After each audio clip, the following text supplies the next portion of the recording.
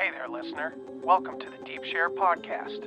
I'm your host, Andy Rouse, and for the last couple of decades, I've slowly been opening my eyes to a very different world than the one I grew up hearing about. And the more conversations I have with interesting people, the more mystifying this world becomes.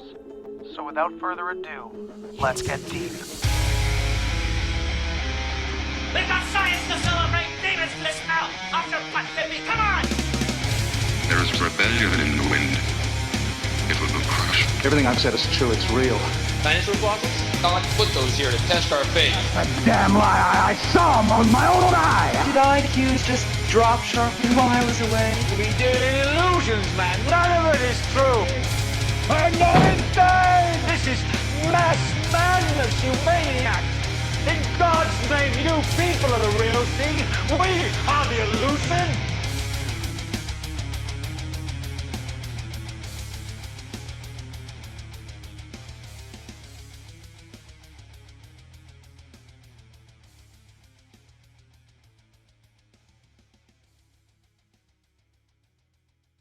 Welcome back to the Deep Share. I'm here with Thomas Gorence, a paranoid American. Thomas, how's it going, man?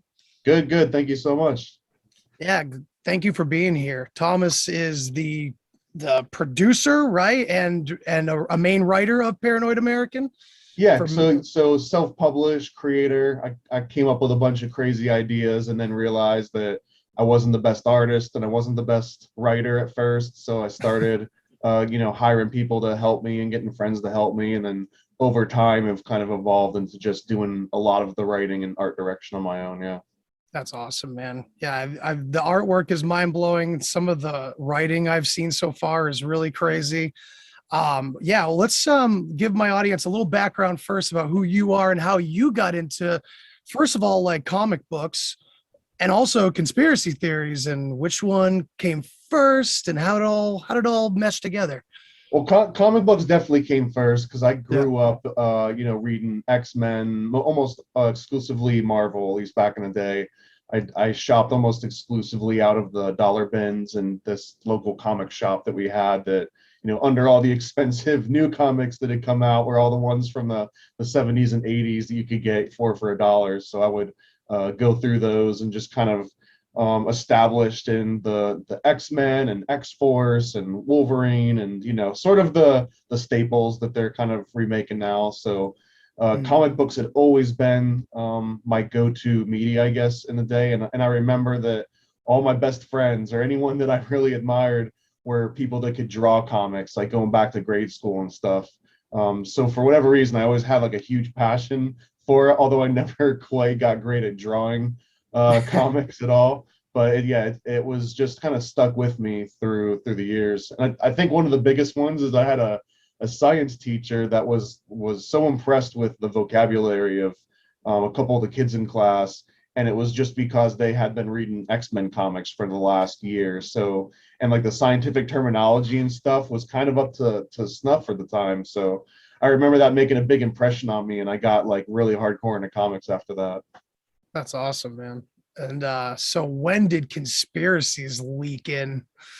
That one's a hard to pin. It was definitely, I came aware of Coast to Coast in the mid to late 90s or so. And then there was a couple albums that I remember hearing about the Illuminati and kind of looking that up on the internet. And there was a very limited amount of information you could find on the internet at that time about them. And I found the Robert Anton Wilson's work, the Illuminatus trilogy. Yeah. So that was sort of my entry point, but it felt like a very natural segue from comic books to the Illuminatus trilogy. And then I started, I joined the military. That was another big one. So I joined the military. And while I'm on the in basic training, we're practicing, marching drills, 9/11 happened. And I remember that for the first 2 weeks or so, we didn't even know what had happened. We just know that there was like this event and that we'd learn about it after we got out of training, but they purposefully blocked us from seeing media and getting newspaper articles so we could finish the training. And I remember coming out of that and then finding out what 9/11 happened and all this. And I don't know, just it threw me for a complete loop that I had been kept in the dark, understandably so, I guess. But it also like I wasn't there for that moment to like watch the plane hit the tower and then to like partake in the national grievance that took place over those next like week or two. And apparently everyone was singing Kumbaya and had, hands locked across the country. And I didn't see any of it. I read about a lot of that. So coming out of that experience, I don't know if it was just skepticism, but I didn't get that same like initial media injection of propaganda, I would phrase it. So as soon as all the 9/11 conspiracy theories started coming out of the woodwork, they took me by surprise. I wasn't expecting any sort of like inside job narratives, but as soon as they started coming out, I was primed for them. Whether for good or bad, it's not because I was like fully researched or had some kind of inkling. Just I was ready to learn more about it because I kind of been kept away from all of it. Yeah, you were kind So of like that was ready to receive. yeah. And I mean, it helped that I knew about Illuminati and I heard Alex Jones talking about the Illuminati's behind it, paraphrasing at some point. Yeah, I remember seeing Alex Jones before I really got into any conspiracy theories. He was in, did you ever see that like weird movie Waking Life? Where they I remember when I went to military in Texas, I mean, I could actually pick him up on the radio and some of the stations. So nice. I remember knowing he was a thing before Waking Life and before kind of like the media personality sort of erupted, where he became like a WWF fighter or something. in a regard. But yeah, but like I remember seeing his Police State series. It was like a 3-part series, and that was one of the very first sort of conspiracy video series that I had watched beginning to end that kind of blew my mind. And at the time I didn't believe half of it, and now like the LRAD thing blew my mind at the time, and now LRADs are just like typical crowd control that local police stations tend to have. So yeah, and shit, yeah, I mean, and then you hear about even crazier stuff that they're developing for anti-riot weapons and stuff like that, like direct energy stuff and stuff that can scramble your thoughts. But the second we hear about it means it's been 20, 30 years in development, Right. Yeah, exactly. It works. Well, yeah, I always like to reference that like we had like a gigabyte processor in like the late 60s, but it wasn't on the market until like the mid 90s or something like that, Well, I guess a lot of that too is explained away by just the cost and efficiency. Like a lot of that stuff is available, but you have to have some super deep, Lockheed Martin military contractor pockets in order to pay for it. Right. And it takes 20, 30 years until it comes, commoditized, and now it's in your phone and on your wrist or whatever, in your bloodstream. Yeah, Right. Exactly. Oh man. So let's talk a little bit more about Paranoid American, because I love your website. Your website is so well done, dude. And I think that really speaks volumes, because I had to make my own. It's not very nice. And a lot of people don't have a very good delivery on their website. And I just love the way yours is laid out, man. I appreciate that, man. That's kind of my background. So that was the best thing that I could bring to this was I've been making websites for as long as I can remember. So I made it all myself. I couldn't find the right sort of combination of whatever WordPress themes and plugins or off the shelf things. So it was kind of like a long project in the making, but I hope to keep it updated. I haven't touched it in a couple of years because it's been running smoothly enough. So yeah, man. It's great because it just lays out all of your comics and everything that's involved. I got to meet some of your artists. I reached out to them because I'm looking for cool new artwork for merchandise and maybe a new logo and stuff. So you have all those great artists listed. Some of them are so talented. They are not even necessarily like strictly involved in like the conspiratorial arenas. They're just incredible artists. To do that more than anything, because the origins of Paranoid American kind of, I mean, I've wanted to do something that was conspiracy entertainment related since before I joined the military, but at that time I wanted it to be maybe a concept album or a concept group that released music about conspiracy theories, and it proved to be very, very difficult just for the medium and The lyrics didn't always maybe make as much difference as I wanted it to. So it kind of evolved into this visual medium. And at the time I was working at Disney, and I worked there for almost 10 years. And Wow. I was rubbing elbows with people that were, had like drawn sketches for Lion King, or that had worked on all sorts of like big budget movies, mostly doing storyboards and stuff, not the final animators. But Mhm. at the time, I was just like, man, I've got these ideas, and I've got these like world-class artists around me. I would love to get this guy to draw like some crazy Franklin scandal, conspiracy shit, even if they don't know exactly what they're drawing. I would love, because it would sort of establish some credibility in the theory, better or worse. Not that I'm endorsing any specific theories, but it gives it a whole lot more credibility when it looks like like a nicely done drawing. And I don't know. And I also felt like trying to get people that didn't have any idea in these concepts, just get them interested enough so through the course of drawing it, maybe they would be like, hey man, I didn't hear about that. Now I'm slightly more interested in it. So it started like that, and then it just kind of ballooned because I just to be honest, like a project would get delayed, so I'd start another one to kind of fill up the time, and then that one might get delayed, and so before I knew it, I had like over 10 titles on my hands. That's awesome, dude. I mean, it seems pretty much like an organic process. That's really cool that you were rubbing elbows with so many intense artists and having those connections. And it's creepier that you were rubbing elbows at Disney at all. I mean, it's like Yeah. you must have been getting some good material there too. Yeah, I mean, I worked on property for maybe 5 or 6 years at the MGM Hollywood Studios backlot in a post-production facility. So for a lot of the stuff, we did like post-production effects work for like the parade, but we also worked on a lot of cool like in park interactive things. So if you went into one of the exhibits and they have like a little kiosk screen or some kind of like little interactive thing, that was a lot of the cool things that I got to work on there. So it was a nice mixture of all sorts of talents and people across the gamut. Oh yeah. I mean, talking about they're like basically taking over the entire entertainment world at this point. I mean, they have so much power, they can hire so much talent. That's kind of always what I try to remind people about these deeper conspiracy theories, that it's like you got to remember that we're dealing with people that latch on to and bribe incredible storytellers, amazing myth makers, and metaphor creators. So it's like when people kind of second guess all the creepy symbolism stuff, I'm like, just remember, like they're not talented, but they leech from and latch on to very talented people.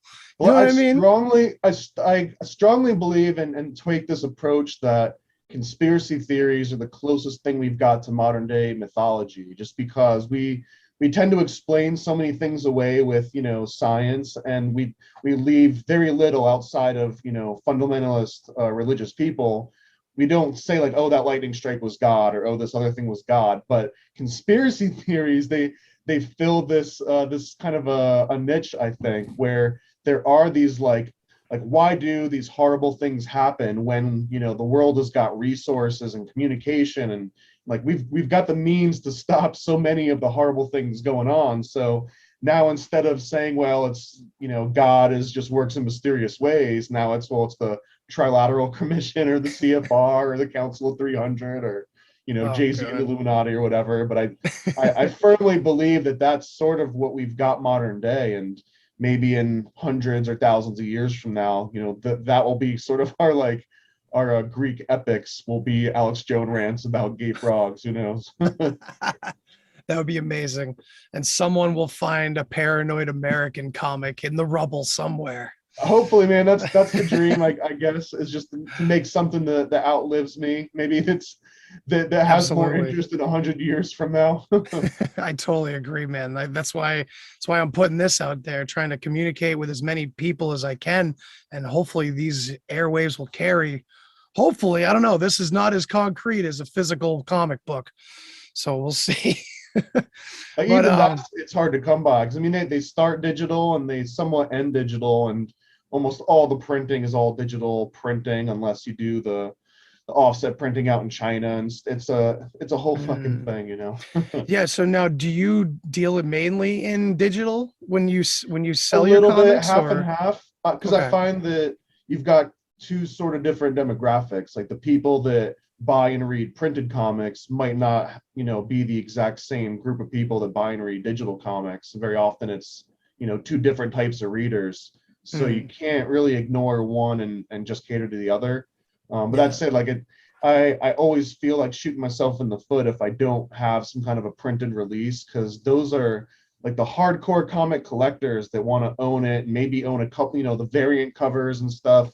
Those are the Yeah. ones that buy and read physical comics. So I would feel like I would be doing them a disservice by not catering to them directly. So I mean, everything I do is made to be formatted for print. I try to get it at 300 or 600 DPI, and you know, I've learned a lot about the margins and laying the pages out and stuff. And there's also it's a very subtle dynamic, and a lot of people that don't read a lot of physical comics might not get it, but like this concept of turning the page, where like things happen between you turning that page that you don't have to explain. And sometimes in the digital format you lose a little bit of that, because you don't get this big reveal where you know page page page, and then you do this page turn and you're confronted by like a big nice splash 2-page spread, and it just doesn't have that same punch in digital formats. So, and that's just one tiny example of a few other things that come to mind. But that said, too, like digital is so much more convenient. It's so much easier to Yeah. get in front of people's eyes. Having print comics, like at this point, you either go with a large distributor, and then you are just kind of cold calling and getting people to have their local shops call up an order, and they have to sell a certain amount, and if they don't, then you got to buy it back, and it's this Oh. whole, you know, it's very easy to lose money. And then Mhm. with digital, you just, you know, kind of put it out there for free essentially, and take a tiny percentage of anything that gets sold. But it's so much easier to market and just send someone a link. So it's, you know, there's completely different beasts, and they take lots of effort on both fronts. Yeah, sounds like it, man. I mean, you guys have a lot of work done, it looks like. I'm looking at your list right now of comics. It looks like And the Time sad thing Samplers is is that like I've this I've got premier more one. pages unpublished than I've got pages published. All in due time, right? All in due time, you know? Absolutely, yeah, absolutely. But yeah, just to list a few, we got Time Samplers, The Secret Mystery School, Y'all, Fiction can I share my Faction. screen on this Oh, thing? sure. Yeah. If you need permission. Oh, there you go. Okay, cool. So here we go. Yeah, I'll just show the main screen because it'll be good with a visual. So got Time Excellent. Yeah. Samplers, which is the first comic that I started. And this one I constantly refer to as like the kitchen sink. So when I first started, I just wanted to make this one comic. And yeah, I just kind of threw everything out. Like every idea I had to write for any story all ended up here. And it's such a fun read because it touches on a million different subjects, from Alexander Graham Bell and Jekyll Island to the Titanic sinking to MK Ult. Like I couldn't even Nice. list all the different topics, and it's very like rapid fire. So I try to bring up at least 3 or 4 different unique conspiracies and blend them all into some kind of like detective story in each issue. That's so But cool. but through making Time Samplers, I realized that there were other sort of stories I wanted to pursue in a little bit more depth that might not fit that mold. So almost every other comic that came out of on this page came out of Time Samplers and me wanting to focus a little bit more. So like Secret Mystery School is about a couple college kids that accidentally take like this perfect blend of psychedelics that makes them legit enlightened for, you know, a small amount of time. And through this, they basically get possessed by like an enlightened philosopher, thinking that they could just kind of like jump in and out, not realizing that, you know, they jumped into this guy that was just sort of, you know, tripping out on mushrooms or something. So now they have to become legit enlightened in order to kind of free this philosophical being. But Oh my God, that's awesome. and it's I describe it as like philosophy with lots of dick jokes. So like the first person they meet is Diogenes, and one of his things is he, you know, he like defecates in public, and he just kind of like we try to take a little bit more crude, so it's a little bit more college humor. Nice. I've got Paranoid American History is a series of anthology comics. Each of them are maybe like a 6 to 7 page story on a completely different topic.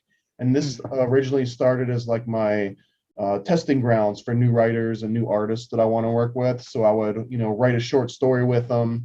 And then if that panned out, then we might work on a much longer story. And I think this in itself has probably got somewhere around like 70 pages. And this will be coming out very soon as a graphic novel. Wow, that's awesome. Never That's Straight really great. Answers one I'm working on right now that should be out at the end of the year, maybe next year. It's about Stanley Kubrick directing the moon landings. That's awesome. And it's a comedy, and it sort of takes the approach that the moon landings are de facto just being filmed by him. So it's less emphasis on like what he's doing to film the moon landings and more just about kind of funny shit happening in the background. And that's awesome. And it's got a bunch of cast of characters that come through that were big in like the 60s and 70s and things like that. For some reason, it immediately gives me the feeling of like Doctor Strangelove. Well, yeah, absolutely. And there's nods to almost every Stanley Kubrick movie and quirk is that I could fit in here. Lots of Easter eggs. So if you're a huge Stanley Kubrick fan, I think I hid something about every one of his weird sort of rumors and everything in there. So that's so cool, man.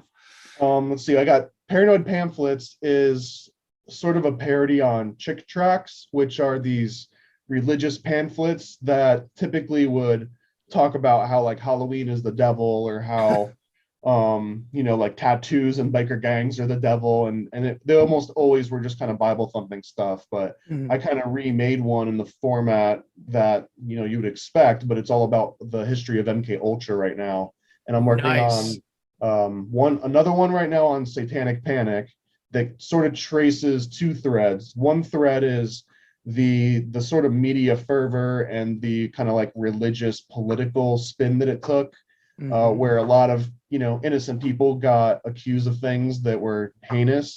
But then it also, I'm going to try to trace a little bit more of a legit connection.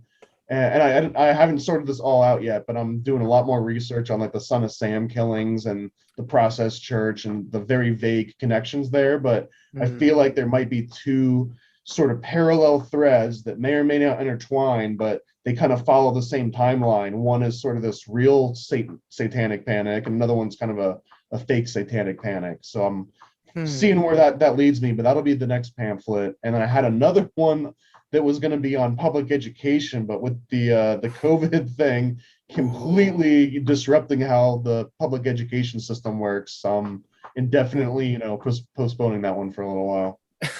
Yeah, because it'll just be burned and banned everywhere. No, and you'll just be like things canceled. are changing. That like it was originally going to be on the Prussian education system and how we learned from the failed Napoleonic Wars that one of the things that we could take away from that was the system of licenses and degrees, and to make sure that everyone's essentially reliant on public education and government sponsored educational institutions in order to say that you're allowed to build a house or do any sorts of professions. But I mean it's a deep topic, and now since so much schooling is kind of getting remote and all over the place, it's not as easy to approach as when I first started on it. So yeah, that's true.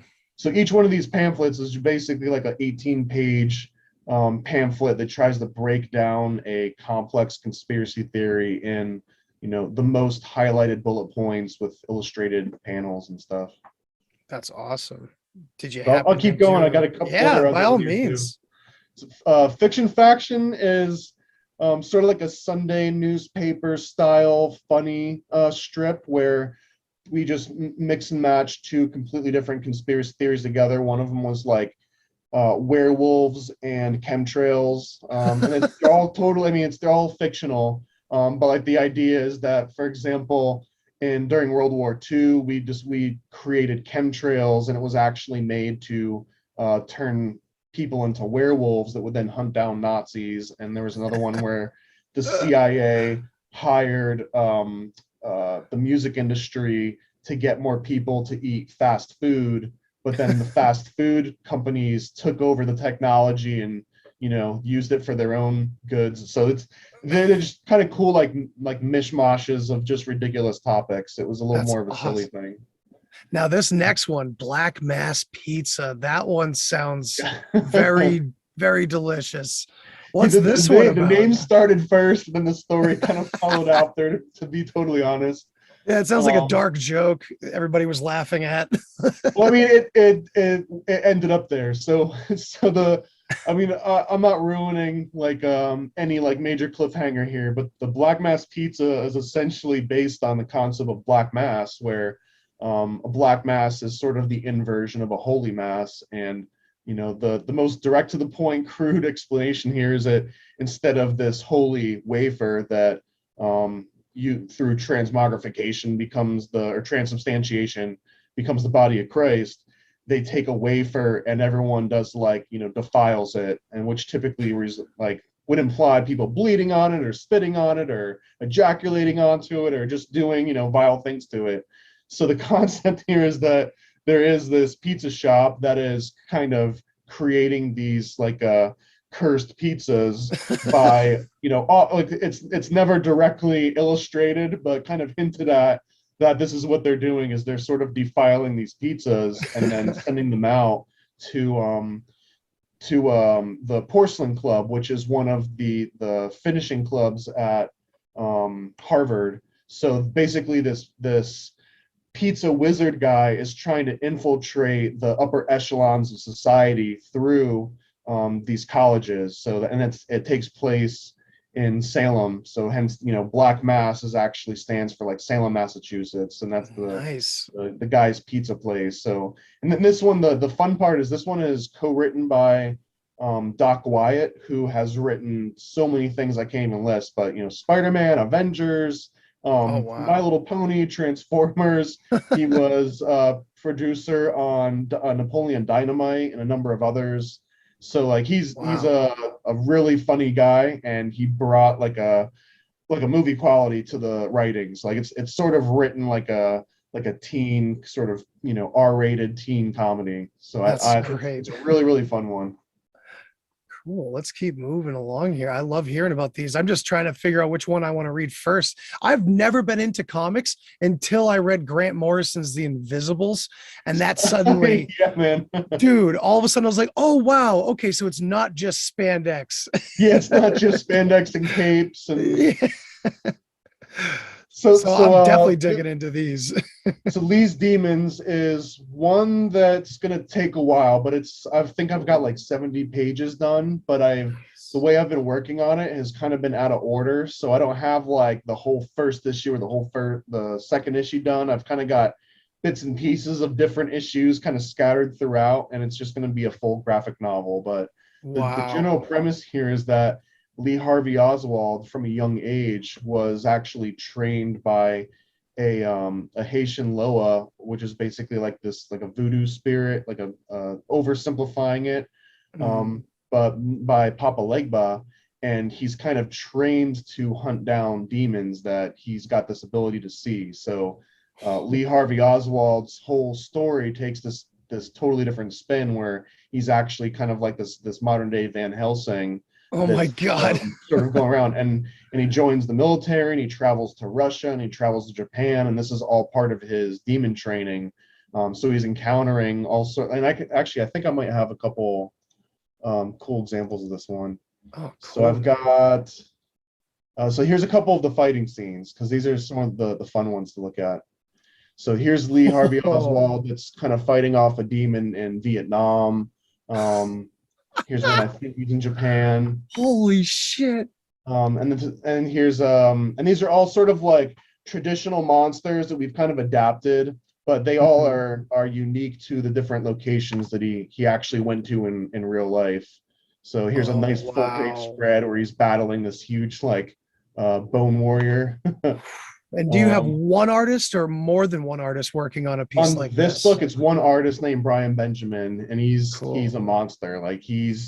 I love the style that he went with here. We intentionally try to go for kind of a retro look, using modern techniques. See, there's a lot of cross hatching and sort of line work that that should kind of remind people of sort of 50s and 60s comics. Yeah, I love the style. I absolutely love that style. It's so cool. We've got him here Oh. fighting a giant snail from France. This was a cool one. This one was totally on Brian. Originally, I had this written of him, Lee Harvey, fighting this sort of like skeleton monster in the forest, but he wrote it up as them playing like chess on this tree stump, which I love. I mean, I just love this kind of stuff. So That's amazing, dude.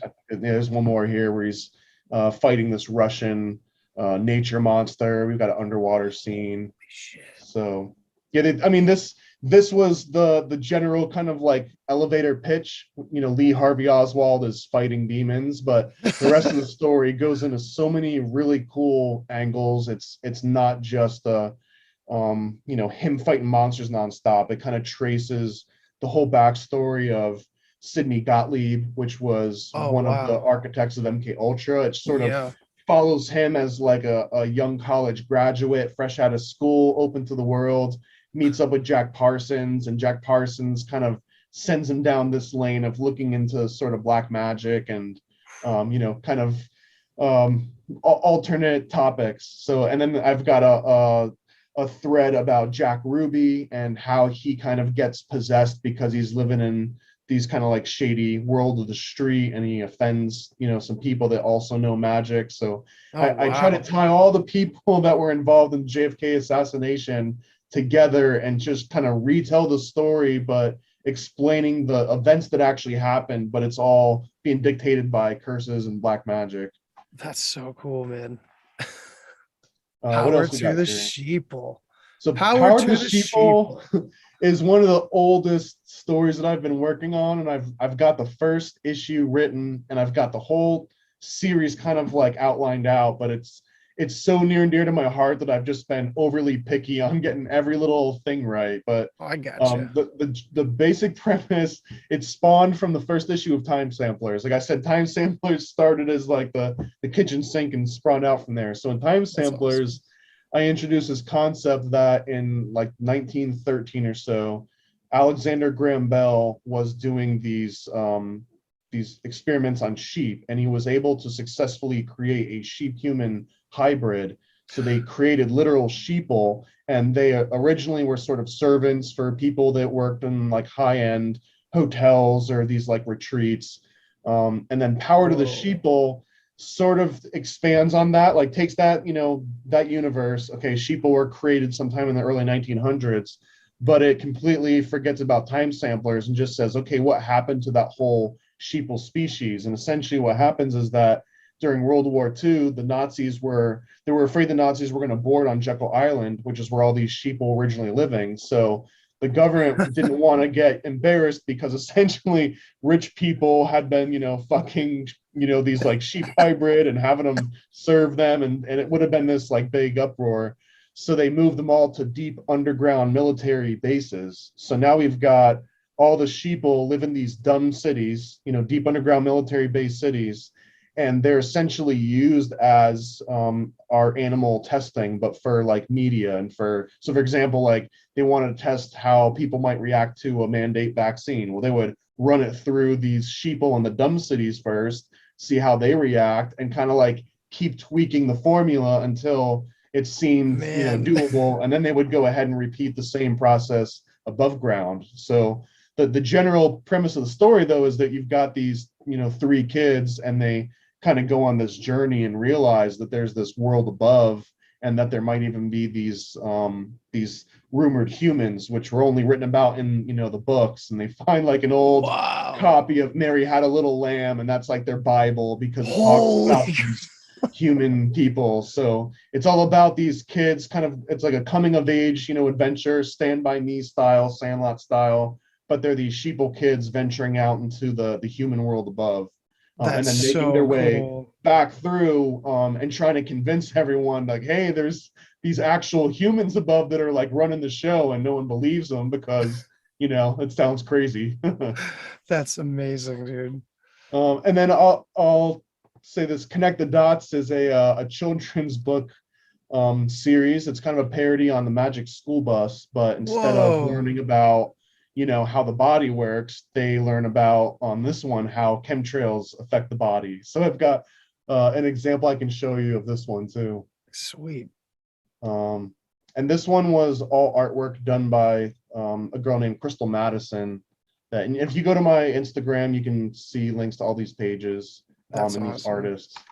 So this one, this was created and written exactly like a straight up children's book, and I'm getting it printed like a straight children's book. Wow. But essentially, I'll skip to some of the better pages. So like here, they're immediately start talking about chemtrails, and we've got these different roles in the classroom, right? So we've got Sam, which is sort of a nod to Uncle Sam, and this kid always takes the official story on everything. So whatever comes up, it's like, oh, that's been explained away or whatever. We've got Nate here, who is sort of like the 4chan internet whiz troll. He knows about crypto and he knows about every meme that's ever come out. We've got Ozzy, who's the resident skeptic. So like he knows every conspiracy theory by heart. And then we've got Maria here, who's sort of like the straight man. She kind of listens to everyone's ideas and tries to come up with some sort of, middle ground.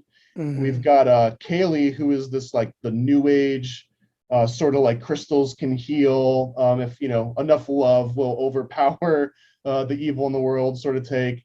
And then we've got her twin brother, Jacob, and he's just kind of glued to his phone all the time. He just kind of represents almost like a modern day Mr. Magoo, where everything just happens around him and he just kind of bumbles through. So, and here's our teacher, Miss Terry, and she kind of like just bursts into the room constantly. And this is Dot, their class rabbit. I And, love her outfit.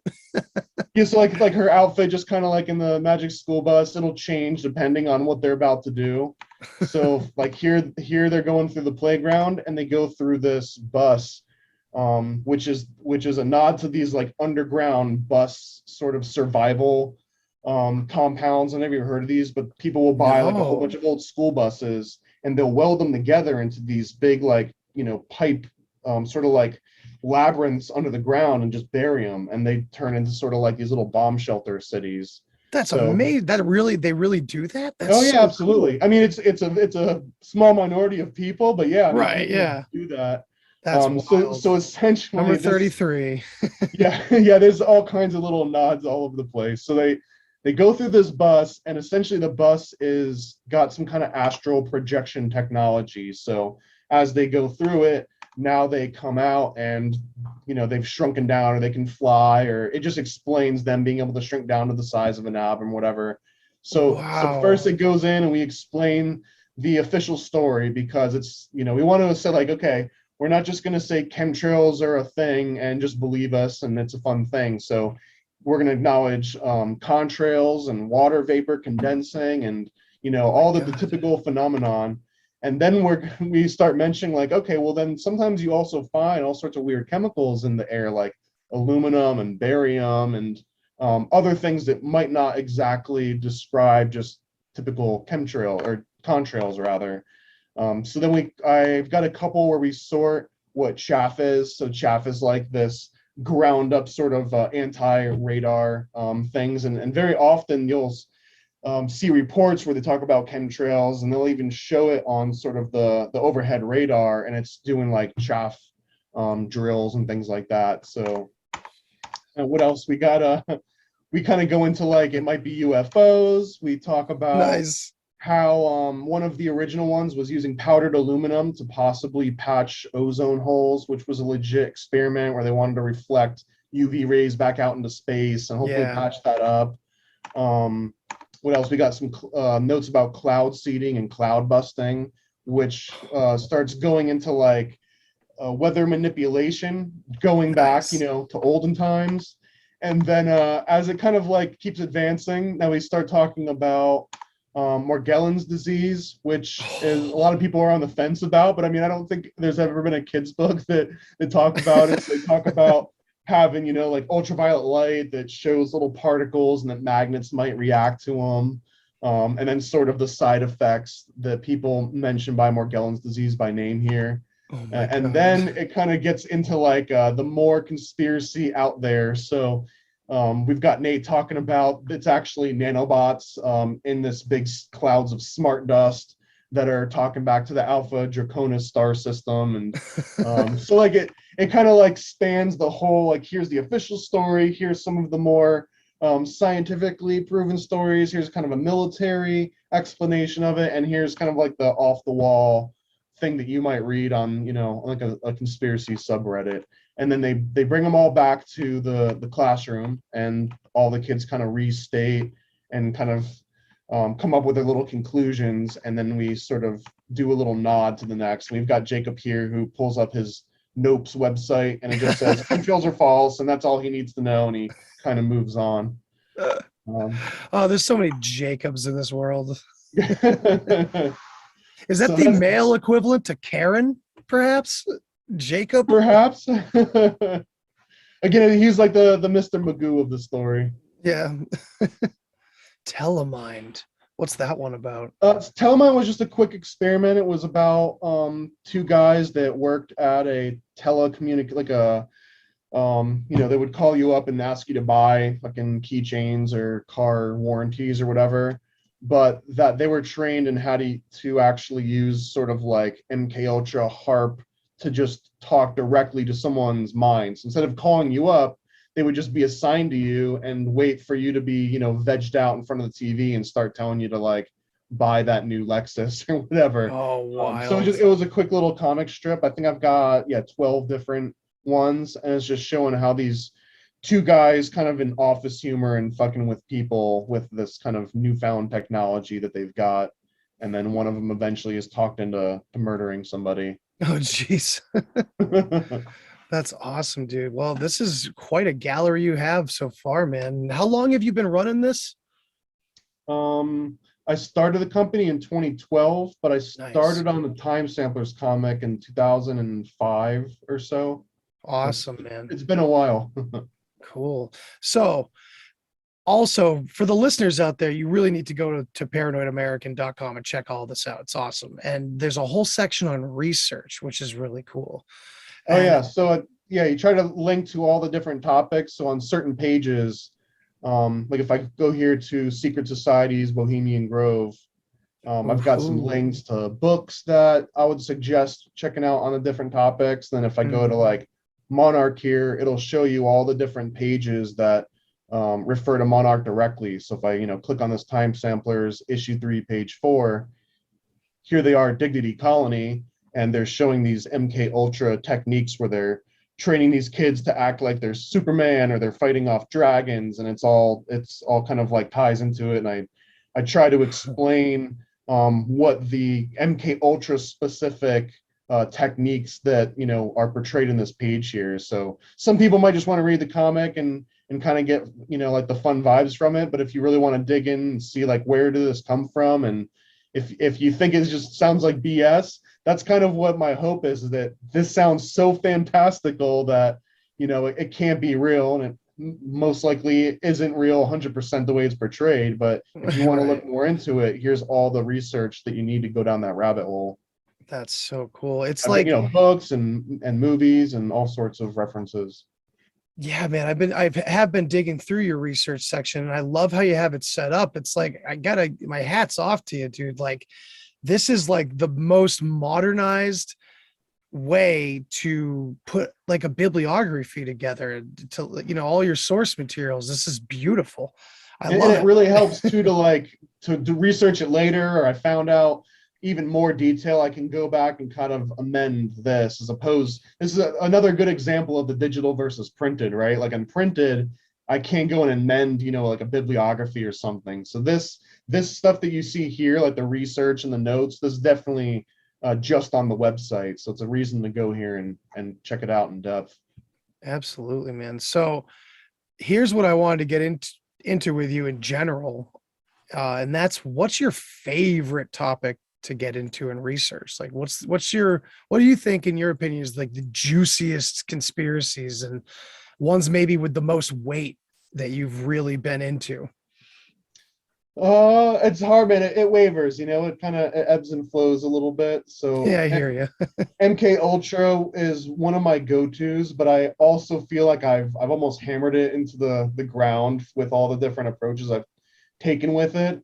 It's a endlessly fascinating topic just because it spans so much stuff and it's got documentation and but if I'm going to take that one off the table just because I'm so burned out by it, I would say my next favorite is got to be the Bavarian Illuminati and probably just secret societies in general, maybe going back to like Cult of Mithras, but a lot of the older ones, I find them fascinating, but it also like almost all of the writing and research on them is almost all speculation and based on, like stories that were told 300 years after the last known, cult meeting had happened. So it's almost like reading, the book of Matthew or something and trying to get a good historical perspective on the times. So Yeah, like recently I found out from a very well-read author, and he's traveled a ton.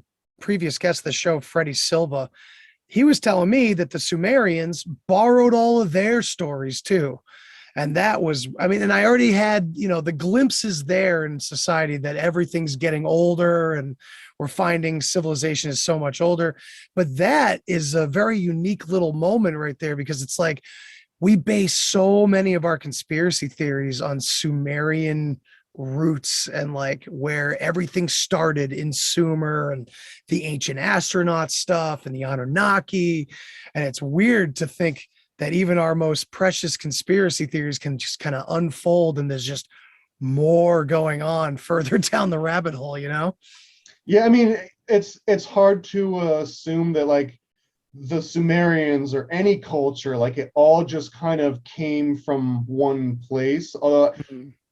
It's a interesting topic, but I'm so far removed from like the ancient aliens and astronaut stuff just because it's I don't know, it feels so unprovable and subjective that like anyone can just make up their own idea and it would be just as sort of valid as anyone else's idea when you get to like pre-Sumerian stuff. So I feel like when it gets closer to written record, like we actually have written records from the Illuminati and some of the members that kind of wrote the foundings of it and the different rituals and sort of like the written works that were disseminated through the members. Like that's the kind of stuff I love to sink my teeth into because it's got, it's not listed in the historical fiction section or the mythology section.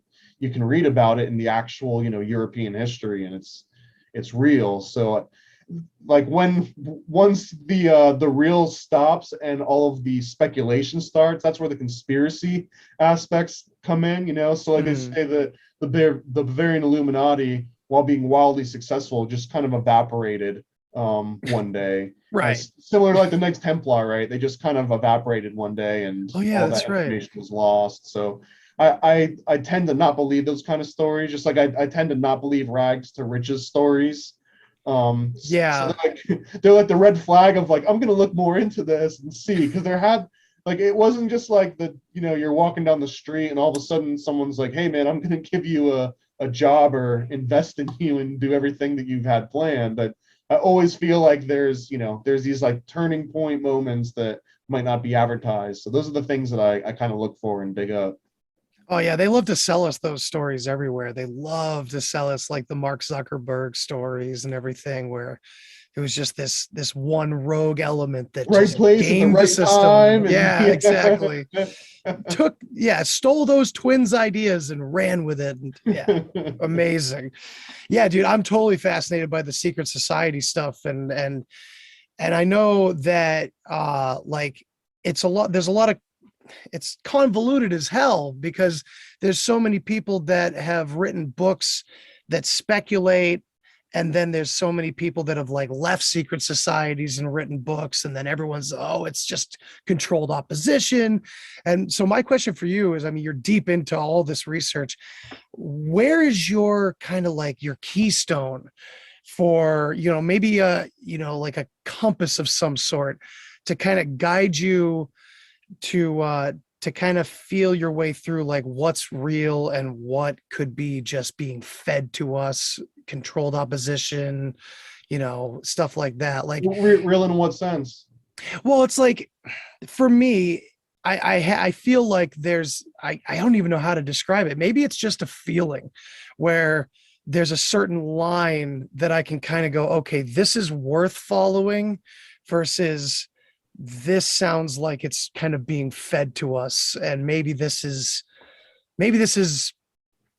put here on purpose as disinformation. Like, So how do you navigate those waters, when you're doing your research? I mean, I'm not an expert, and I probably get none of us are, right? to like really stupid theories sometimes too. But I tend. I mean, I'm almost 40. I'm 38, I think. So I'm getting a little bit older as I count. So I tend now, like, the more outlandish it seems, and the more that it promises that like more details are going to be revealed, and like dead man drops and tick tick type stuff, those are all huge red flags to me, where it feels like either Project Mockingbird or just 4chan trolls just kind of creating chaos just for the hell of it, or China comms that are nihilists spilling, and just kind of like digital nihilism. There's some element of that, like a lot of the occult topics, which I'm a huge fan of. Like I'll say a lot of the secret society stuff, right? At the main reason that they even remain popular and even got people to sign up is because they all kind of promise this secret, sacred knowledge that's going to completely change your life in some dramatic, way that'll be completely substantial. And some of that is more of like a business, like you're going to rub elbows with, the local comptroller or whatever. Those things are very tangible, but there's also this extra element, especially when you get into like Golden Dawn or some of the more like magical groups, of that, like you start to gain magical ability, or you gain more sort of more control over intent, and with like the law of attraction. Like, so when it gets into those kind of realms, they lose me a little bit, just because I started out as a skeptic, and I feel like deep down I still am a hardcore skeptic, which if anything means that the conspiracy theories that I do sort of buy into, I feel like I give them even more credit than it gives it more credibility than I guess I would to many other ones, just because like I would love if ancient aliens were the explanation for so many things, or if if Jay-Z and LeBron James were like legit in the Illuminati and pulling the shots. I mean, it's easy, and it's like a simple solution to a complex problem. So I guess that's kind of my litmus test, is like the simpler it seems, like if it just kind of like answers everything and checks all the boxes, that's might be just kind of a forced conspiracy theory, because nothing is so simple that you can answer it all with this unified theory. Then the other one too is whenever something gets oversold, if I see the same report on all the different sites, whether it's the conspiracy sites or on the mainstream websites, there's like obviously a unified narrative that was crafted and is being recrafted and going out. So it's almost like pattern recognition, right? You just kind of notice like, hey, I noticed these tactics. This is kind of like that thing that happened a couple years ago, and maybe now it's about a pandemic, but before it was about something else. It was satanic panic national security, exactly. The same sort of justifications are being played out, but the lyrics change, but the tune kind of stays the same. Yeah, it all resonates in the same frequency. It's hard too, man, because I would say that I bring this one up often, but in the 90s and maybe even in the early 2000s, conspiracy theorists were across the board, kind of, the whole gamut of bleeding heart liberals to sort of your right-wing extremists. It was everybody. They all believed in aliens. They all believed that the government was, pulling shady shit and lying. But man, like over the last 5 or 6 years, now there's like certain conspiracy theories that will immediately put you into one political, camp over the other one. And it's that part also, I feel like, is very contrived. And whenever I see like, oh, well, you're just saying that because you're a Biden supporter, or you're saying that because you're a Trump supporter. Yeah. Those ones are like, man, there's something to that. Someone's shutting down the conversation for a reason. You know what's the worst part about getting into an argument or something with someone that says that to you? Like, oh, you're just doing this because you're a this or that. And you say, actually, I don't subscribe to either one of those. Their reaction is usually like, oh, and they just walk away. Like, you're not even playing our game. Oh, you know what I mean? Yeah, well, it's also the meme of like the enlightened centrist, like, oh, you think you're just so good Contrarian. that you don't have to pick a team, Yeah. because you're above it. It's like, yeah, dude, no shit.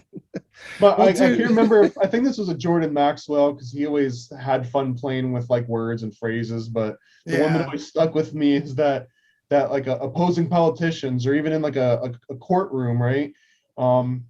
It's almost like calling it a court because there are these two players that are playing the same game and they're lobbing the ball back and forth, one on both sides of the court. It's almost identical to, basketball players or football players where, they're rivals on the court and, like, I hate you and I'm going to beat you. But as soon as that game's over, they're going to the bar. They're probably toasting each other more than they're toasting their fans, because they're not equal with their fans. They're equal with the other person that they were just playing. And that rivalry is just completely contrived for media. It's the pro wrestling sort of like, oh, I'm going to get you. But they're best friends behind the scenes. So I feel like it's almost identical on a lot of the political things where, people fight each other and these guys are going and having drinks with each other after hours. So Absolutely, dude. Yeah, they're all connected, it seems. Well, dude, it's been real having you on, man. I can't wait to dig into your work. Seriously, I'm inspired now, and I hope some of my listeners check out your website because it's a real masterpiece, I think. Thank you so much, man. And also, I mean, go to the website. You can read almost all the comics in their entirety for free. There's no sign up or Patreon or anything. If you want to support, you can buy a printed comic. There's a handful left. But I'm going to be coming out with so many more soon. Like I said, I think on the website, I've got around 200 pages or so published. And I think on my hard drive, I've got like 300 or so that are just waiting to be seen by some other people. So that's so cool, dude. Well, I already have a bunch of friends in I can't wait to show them this episode and get them hooked on your stuff, dude. So yeah, again, thank you so much, man. I appreciate it. Yeah, thank you so much for coming on, man. So yeah, everybody, Thomas Gorence, everybody check out Paranoid America and take it easy. Thanks for listening to this episode of the Deep Share Podcast. If you want to hear more, then hit that subscribe button. Follow me on all the social places. And remember, think for yourself, but don't always believe what you think. Till next time. Human sacrifice, dogs and cats living together, that's hysteria. Enough, I get the point. You have meddled with the primal forces of nature. And you will atone. What do we know? What do we know? If I know what we know, then I can tell you what we know, and if someone else knows, okay? I mean,